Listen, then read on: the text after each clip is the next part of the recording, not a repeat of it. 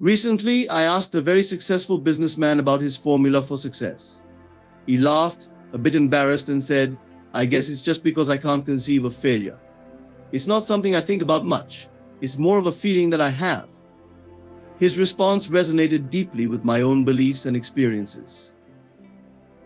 We can think about something endlessly and never see it materialize in our lives. However, once we truly feel its reality, we are destined to encounter it. The more intensely we feel it, the sooner it will appear. We often see feelings as mere effects of our life's conditions, but we should recognize them as the causes of our daily events. Feeling is not just a reaction to our life circumstances, it also shapes and creates those circumstances. By understanding and harnessing the power of our feelings, we can manifest the reality we desire. We often say we are happy because we are well, not realizing that the process works equally well.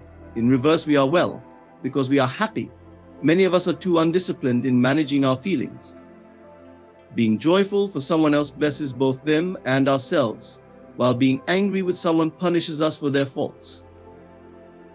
A distressed mind stays troubled no matter where the body goes, while a happy mind can find joy and adventure even if the body remains at home. By cultivating positive feelings and emotions, we can influence our overall well-being and the conditions of our lives. Feeling is the key to successful prayer. In prayer, we immerse ourselves in the reality of our answered prayers, and then we live and act based on that conviction. The Bible's suggestion to feel after Him symbolizes the gradual awakening of our soul's hidden potentials. Feeling holds unparalleled importance. It is the catalyst for creation. Without feeling, no form of creation is possible. All creative imagination involves elements of feeling. Emotional dispositions influence the creative imagination, making feeling essential. The process of feeling after Him is ongoing, continually expanding as we become more receptive. This process has no end, as it grows proportionally with our openness. An idea by itself is inert. It produces nothing and achieves nothing. It becomes active and effective only when it is accompanied by genuine feelings. Deep within the soul, there is a state of mind that, if discovered, can bring us wealth, health, and happiness. By tapping into this mood, we unlock the power to manifest our desires. The desire to create is inherent in humans, and our entire happiness is intertwined with this impulse. When people do not fully engage their feelings, the outcomes of their prayers remain uncertain, although they could be perfectly assured. In Proverbs, it's written, "A merry heart doth good like medicine, but a broken spirit drieth the bones. A joyful heart is likened to the oil that fuels the king's lamp. The spirit uplifts and praises the Lord with a new song." Genuine prayer is characterized by a joyful countenance. Those who are good are anointed with the oil of gladness beyond their peers. Therefore, let us be mindful of our feelings and reactions to the events of each day. Let us safeguard our emotions even more diligently during prayer, as prayer represents the true state of creation. Through prayer, we tap into our creative potential and align ourselves with the joy that leads to fulfillment. Dignity signifies that humans hear life's profound music and move in harmony with its deeper meanings. If all we did was imagine and embrace what is beautiful, the world's transformation would swiftly unfold. Many Bible stories emphasize the power of imagination and feeling. Feeling after Him echoes the yearning of truth seekers. Only through imagination and feeling can we reclaim the paradise from which experience has cast us out. Feeling and imagination serve as our senses to perceive the realms beyond. They begin where knowledge ends. Every noble feeling in humans opens a door to the divine world. Let us assess people not by the height of their achievements in cities, but by the splendor of their imaginations and emotions. Turn our thoughts toward heaven and intertwine our imaginations with the angels. The world that truly impacts us is the one we imagine, not merely the one that surrounds us. Within the realm of imagination lie uncharted continents and humanity's great future adventures. This awareness of ongoing exploration in feeling after God characterizes the journey of all earnest seekers of the divine. They understand that their understanding of the infinite constantly evolves and expands with each new experience. Philosophical mystics seek to comprehend the meaning of these experiences and integrate them with existing knowledge.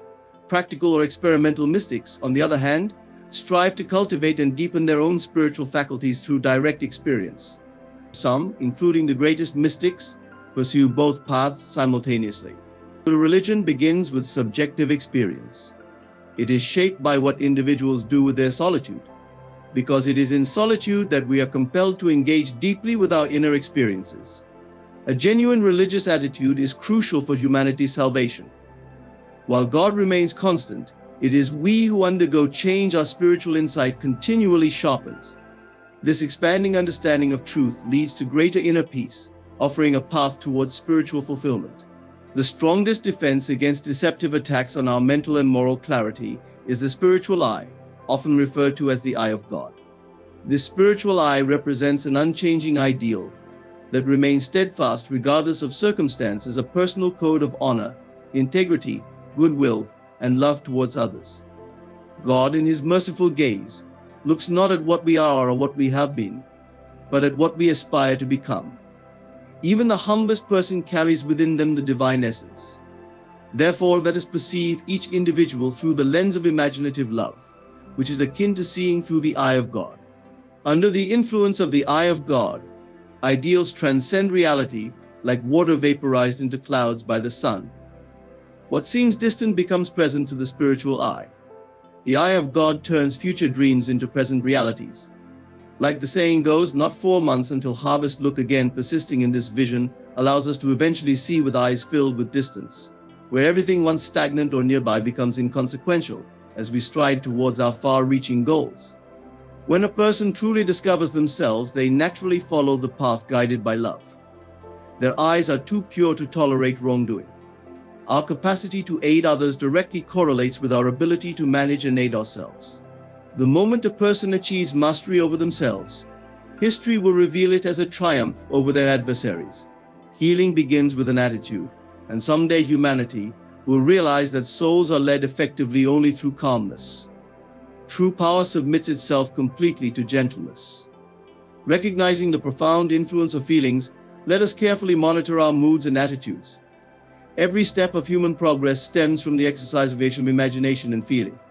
By creating an ideal in our minds, we can immerse ourselves in this mental image until we merge with it, absorbing its qualities into our very essence. Even those who are isolated or confined can, through the intensity of their imagination and feelings, influence countless others, acting through many and speaking with many voices.